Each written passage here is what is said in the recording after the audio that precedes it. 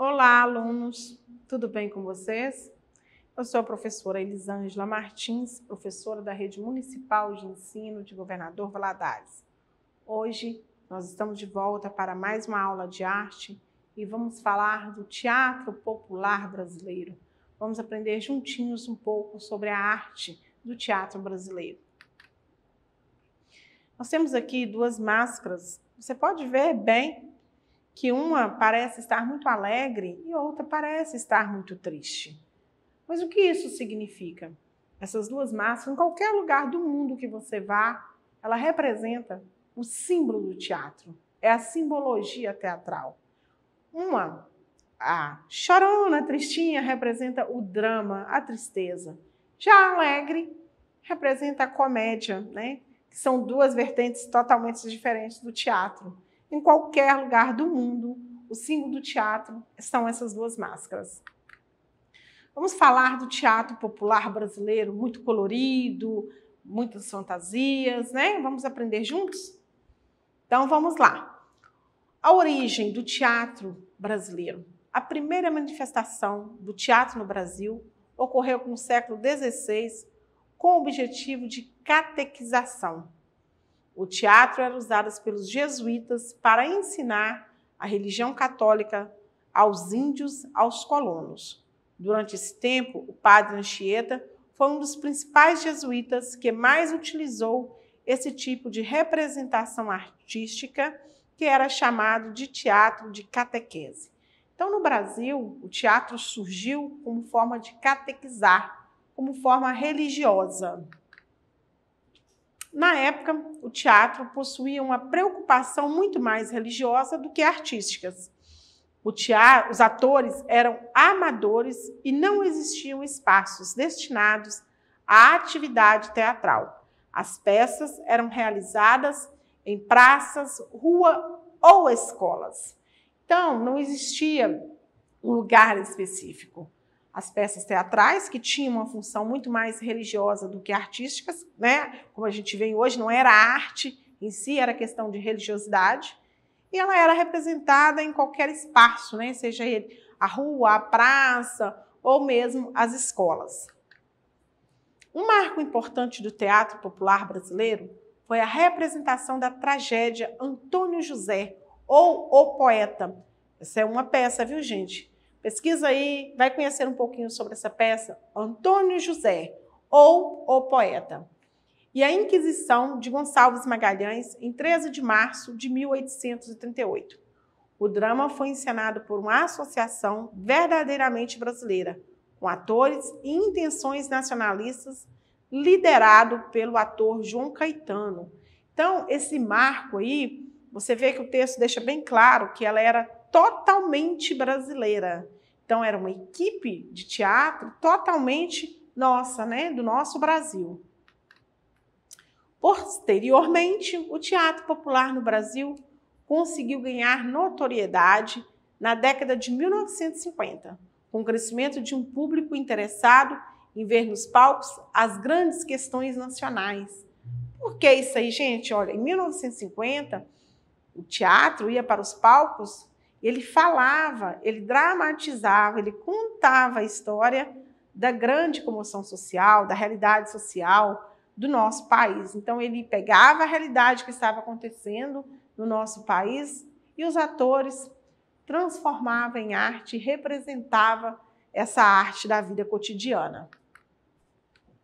O teatro popular é definido como uma atração cultural destinada às camadas da sociedade menos favorecida, pois é um teatro feito em circos, praças e em espaços públicos por artistas amadores e, sobretudo, voltado para o gosto simples do povo brasileiro. Então, o teatro popular brasileiro, o próprio nome já fala, ele é um teatro popular, voltado para a sua camada mais pobre, a camada mais simples, mais humilde do nosso país. E ele não precisa de grandes palcos, seja o circo, seja as praças, sejam as ruas, se faz ali presente, né? E o teatro, quando é feito nas ruas, ele acaba se comunicando, conversando com tudo que está à sua volta. O regime popular, o regime militar, em 1964. O que foi esse regime militar, gente? O teatro contou a história.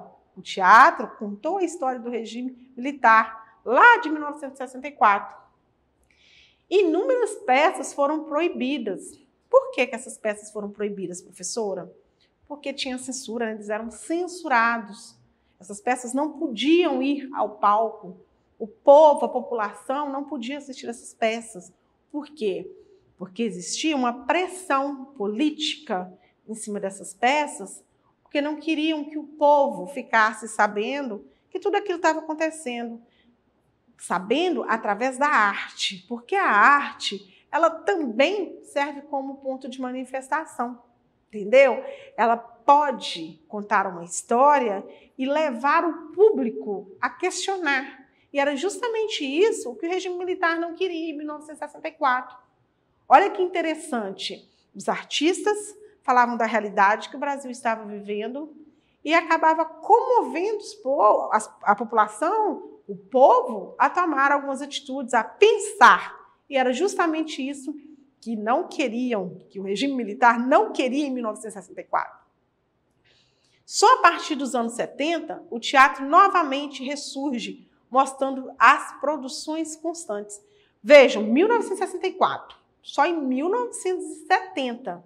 Então foram o quê? 6 anos de repressão no teatro, né? A época do regime militar. Só lá em 1970 que ele vai ressurgir, mostrando produções constantes.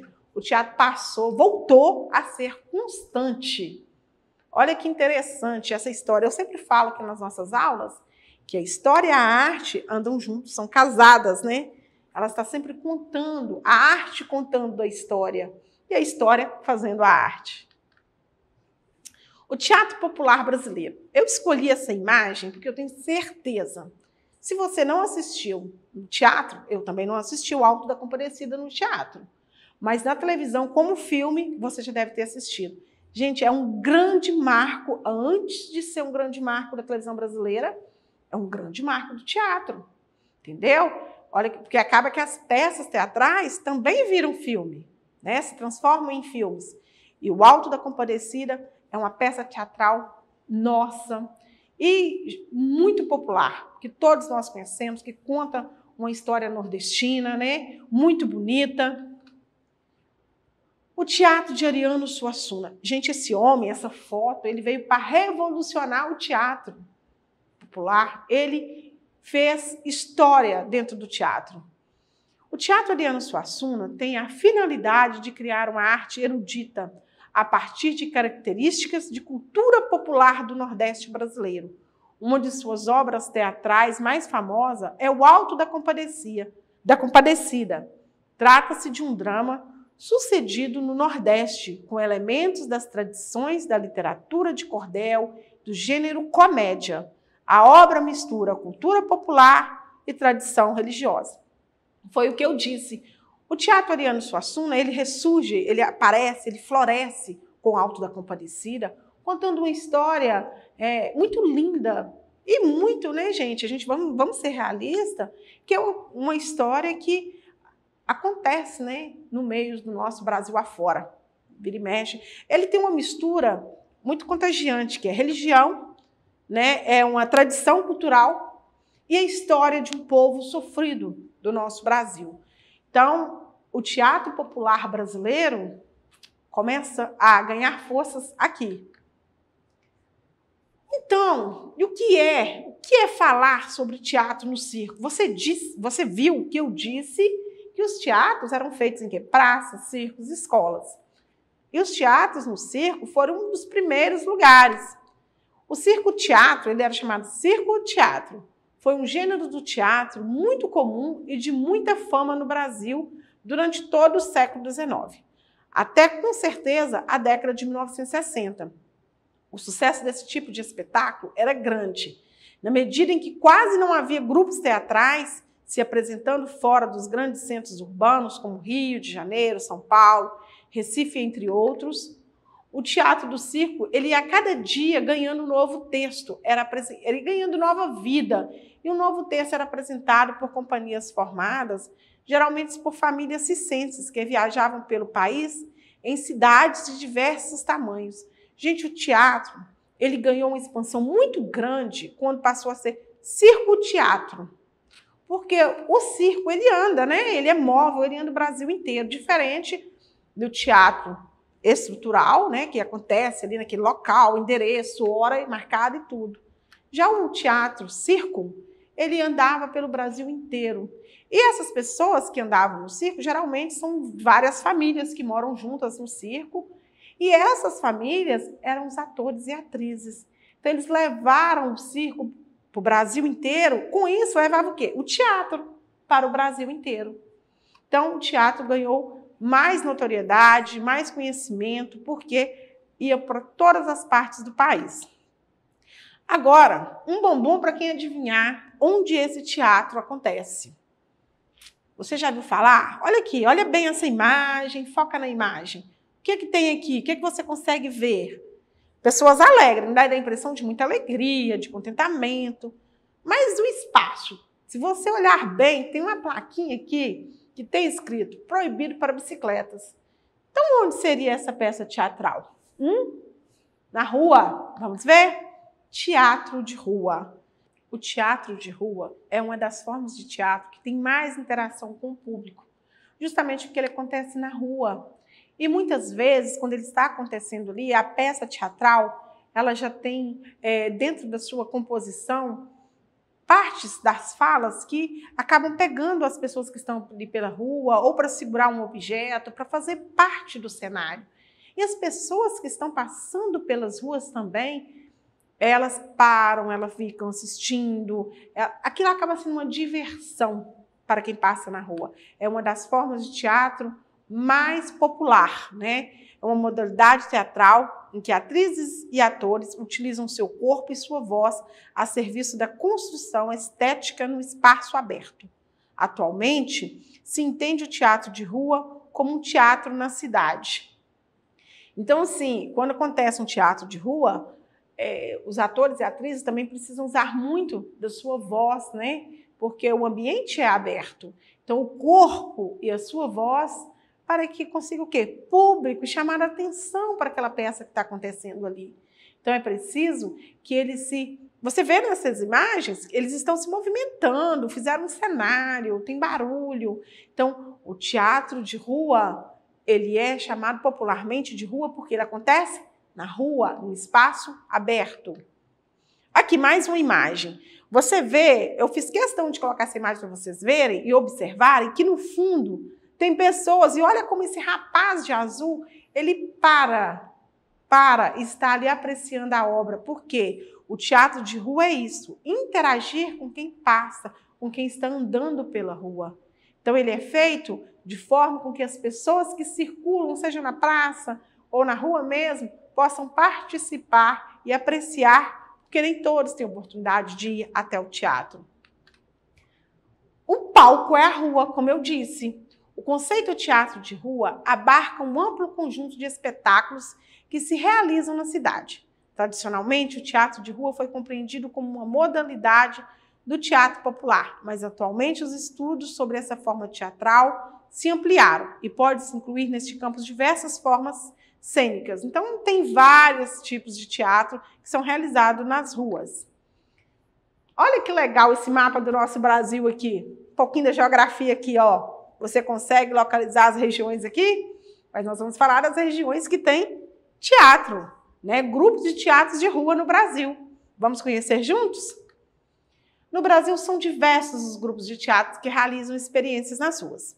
Destacam-se grupos Galpão, o Belo Horizonte, Tá na Rua, no Rio de Janeiro, Grupo Emboaça, no Aracaju, Grupo Experiência Subterrânea, em Florianópolis, Tribo de Atuadores, Oi Nós Aqui Travês, Oi Nós Aqui Travês, do Porto Alegre, Teatro que Roda, em Goiânia, Teatro de Caretas, em Fortaleza, As Graças, em São Paulo, Cia São Jorge de Variedades, em São Paulo, Cia Brava, em São Paulo, Erro Grupo, em Florianópolis, Teatro da Vertigem, em São Paulo, Grupo de Risco de Itajaí, Oi Galé, em Porto Alegre.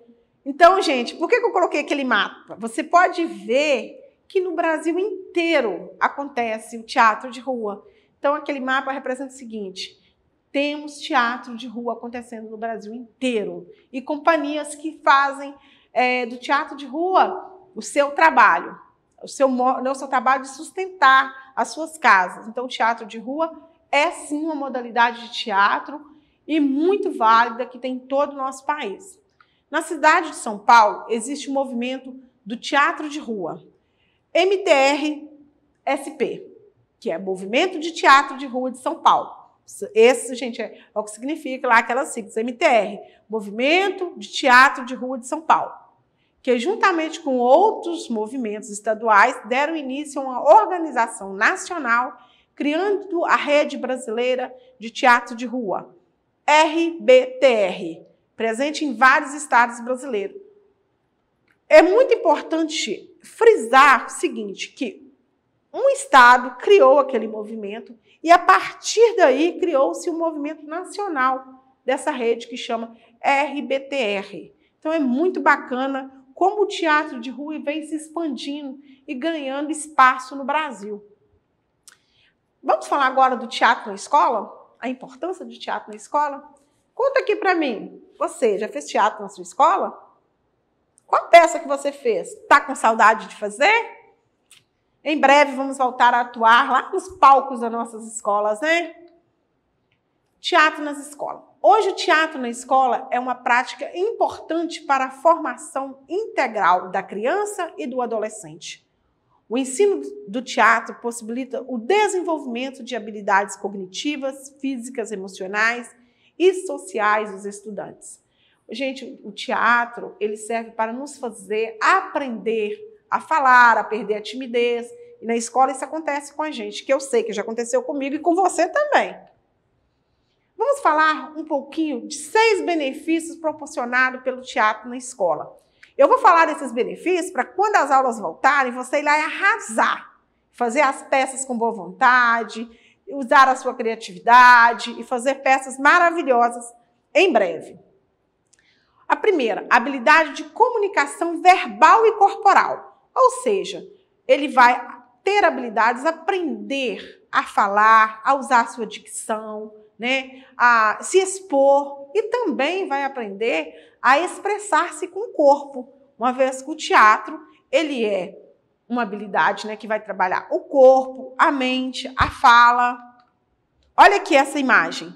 Como os alunos de uma escola estão não só interagindo, mas pode ver que eles estão maquiados, eles fizeram a composição de um personagem, ou melhor, aqui de vários. Aumenta a autoestima de crianças e adolescentes. Também é verídico, ele nos dá segurança de si. Quando a criança se conhece e sabe se expressar como ela é, a elevação da autoestima é uma consequência direta. Ela sabe apreciar seus pontos fortes e tem consciência dos aspectos que precisa melhorar. Então, quando nós nos conhecemos a nós mesmos, nós sabemos onde podemos melhorar, onde é hora de parar. E o teatro nos permite esse conhecer. Favorece a interação entre os estudantes.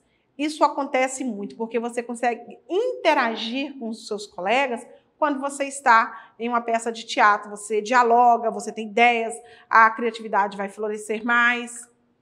Eleva o interesse pela leitura e estimula a criatividade. Exatamente, para você fazer uma peça de teatro, você precisa ler e aprender as suas falas, né, dialogar. Aumenta o senso de responsabilidade e comprometimento, porque se você é um ator e tem que dar conta daquele papel, você precisa se comprometer a ter responsabilidade com as suas falas, com as suas ações. E a consciência corporal, como eu disse, no teatro nós temos a consciência, né, do corpo, porque o corpo fala, o corpo se expressa em uma peça teatral. Então, promove a consciência corporal. O teatro na escola é importante para o desenvolvimento do aspecto físico da criança e do adolescente. Gostaram? Você vai fazer teatro? Então, vamos lá. nós falamos que tem o Dia Nacional do Teatro. Vamos ver agora, dia 27 de março.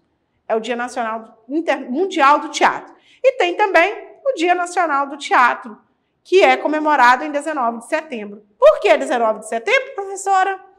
Essa data é destinada a homenagear uma das manifestações artísticas mais antigas da humanidade, em especial os artistas brasileiros dessa área. Então, 19 de setembro, dia do quê? Do Teatro Nacional. Você gostou dessa aula? Tem muito mais nas nossas redes sociais.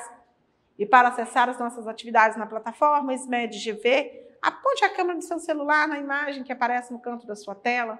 Se inscreva em nosso canal do YouTube. Acesse as nossas redes sociais SMED GV. Fique ligadinho e sempre aprendendo mais. Um abraço e até a próxima.